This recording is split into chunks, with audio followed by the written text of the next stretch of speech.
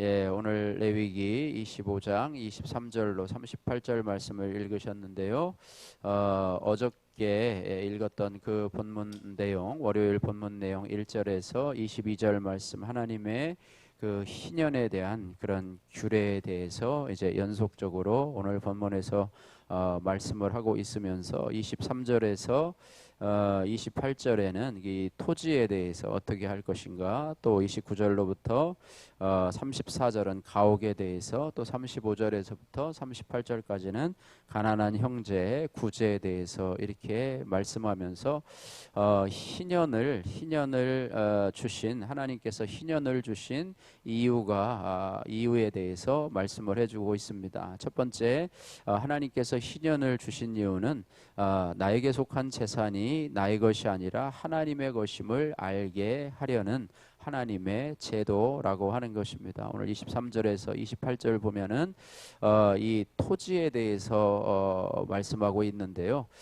희년은 뭐 여러 가지가 있지만은 이제 50년째 되는 해에 그에게 속한 그런 토지가 그에게로 돌아가는, 그러니까 다른 사람에게 팔렸던, 자신의 소유였지만 다른 사람에게 팔렸던 이스라엘 백성들의 토지가 자기에게로 다시 돌아오게 하는 제도가 바로 희년인데요. 희년은 영구한 토지 매매를 막는 하나님의 제도라고 하는 것입니다. 최소한 50년까지만 소유할 수 있고 그 후로는 원래 주인에게 돌려보내야 되는 그런 제도이지요. 그래서 이스라엘은 이 자신이 매매한 토지가 희년에 하나님이 분배하신 기업으로 돌아가는 것을 보면서 모든 토지가 하나님의 소유임을 그 제도를 통해서 배우게 되었다는 것입니다.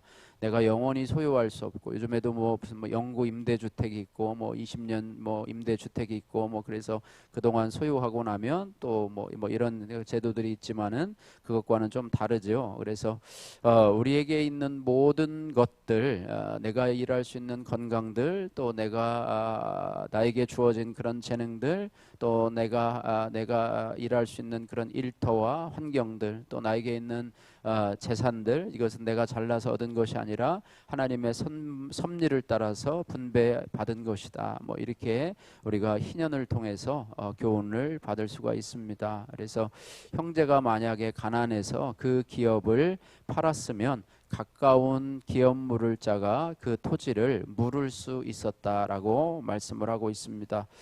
무르다라는 말은 어떻게 보면 참 생소한 단어이죠. 우리도 물르다 그러면 우리가 값을 주고 물건을 샀다가 마음에 들지 않아서 이거 다시 물을 테니까 돈으로 다시 바꿔줘요. 이렇게 하면서 이제 무르다라는 개념이 있는데요. 성경에서 이 무르다라고 하는 개념은 값을 주고 해방하다라고 하는 구속이라는 단어와 동일한 단어입니다. 그래서 값을 주고 다시 사는 것이죠. 예, 토지가 가난한 사람 소유였는데 다른 사람에게 팔렸으면 그 가까운 친족이 좀 돈이 있어요. 그러면 그 토지를 매매한 사람에게 가서 내가 그 토지를 살 테니까 돈을 내가 줄 테니까 그 토지를 팔아라, 이렇게 말한 것이고요.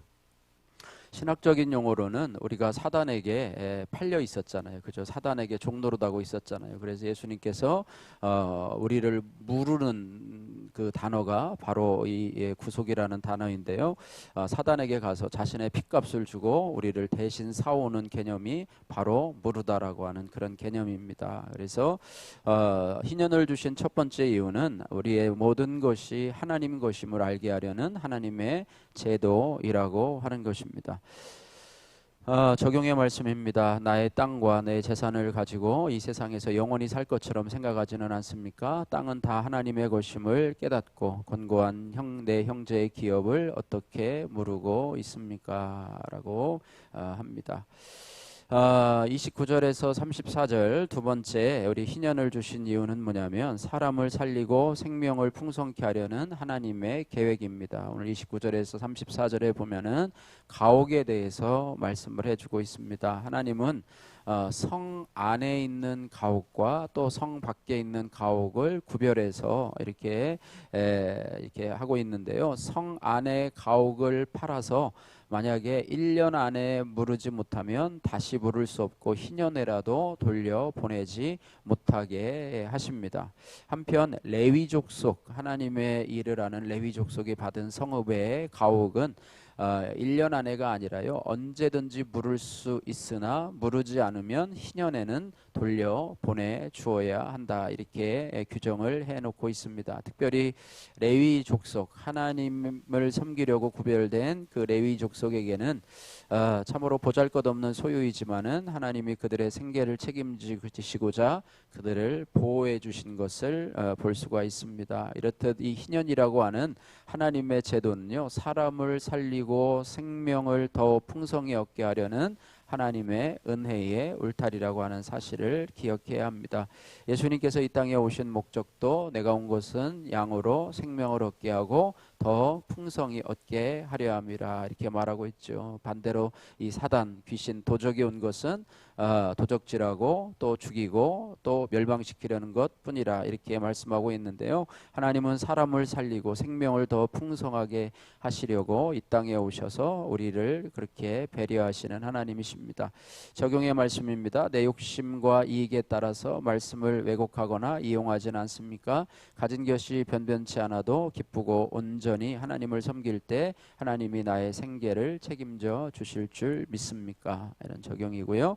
세 번째로 하나님께서 희년을 주신 이유는 뭐냐면 당신의 백성이 가나안의 굴레에서 벗어나서 다시 경제적, 사회적으로 회복하기 위함이라고 하는 것입니다. 35절에서 38절 말씀에 가난한 형제의 구제에 대해서 말씀해 주고 있는데요.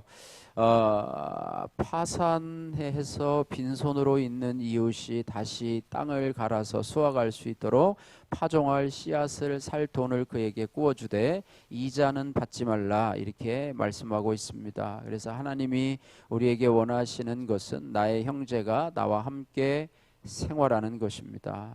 가난한 형제가 옆에 있으면 도울 수 있는 그런 은혜가 있어야 된다라고 하는 것입니다.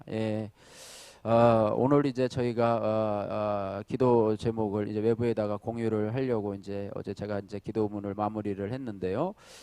우리가 그 동안에 또 은혜 강물을 통해서 또 여러 가지 또 은혜를 또 주기도 하고 받기도 했는데, 이번에는 저희가 은혜를 간구하는 것입니다. 우리가 어려운 교회로, 또 작은 시골의 작은 교회로 우리가 12광주리를 다 감당할 수 없기 때문에 또 외부에다가 협력을 요청하는 그런 부분입니다. 그래서 하나님께서 이 일에 은혜를 베푸시도록 여러분들이 기도해 주시고 또 12광주리가 다 채워지는 그런 은혜가 있기를 여러분 함께 기도해 주시면 감사하겠습니다.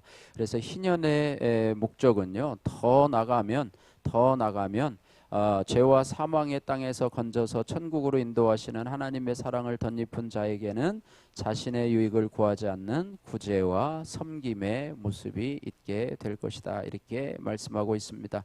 적용의 말씀입니다. 가난하게 되어 빈손으로 내 곁에 있는 형제는 누구입니까? 그가 다시 경제적, 사회적, 영적으로 회복할 수 있도록 어떻게 실질적으로 돕겠습니까? 이런 부분 여러분 적용해 보시기를 바라고요.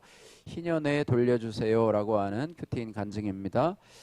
저는 기독교 집안인 시댁의 인도로 교회를 다니게 되었습니다. 그런데 결혼하고 보니 남편과 시어머니는 경제적으로 밀착되어 돈을 쓰는데 아무런 거리낌이 없었습니다.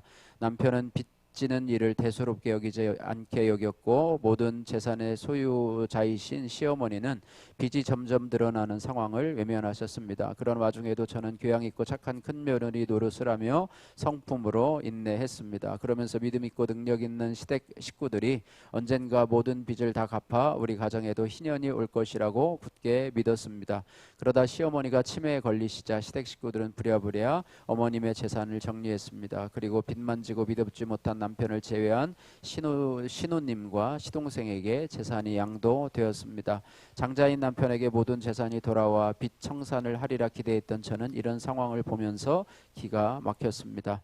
교회에서 구속사의 말씀과 성도들의 간증을 들음에도 노후 준비를 해야 할 60이 넘은 나이에 여전히 빚이 있는 상황이 답답하기만 했습니다. 게다가 뼈만 남아 팔다리가 굳어지고 의식이 없는 채로 요양병원에 입원해 계신 어머님에 대한 마음이 굳어지며 극률한 마음이 들지 되지 않아 괴로웠습니다. 그러다 저는 위드 코로나로 요양병원 면회가 조건부로 허용되어 2년여 만에 어머님 면회를 갔습니다.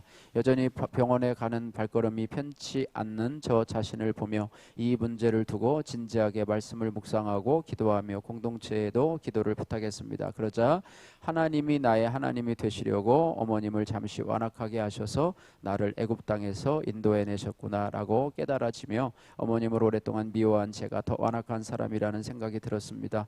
비록 아직 갚아야 할 빚은 있지만 어머님 살아계실 때 어머님과의 관계에서 내 죄를 보고 회개함으로 희년의 기쁨을 누리게 하신 하나님께 감사드립니다.